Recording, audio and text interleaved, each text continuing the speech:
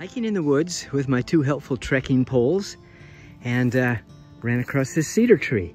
And this kind of cedar bark is excellent for giving something that will help you start a little fire.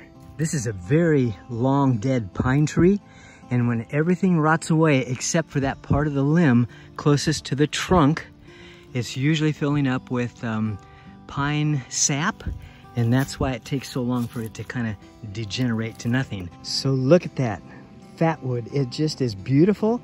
It just looks like delicious caramel. So here's the fatwood. Broke it in two after cutting some off.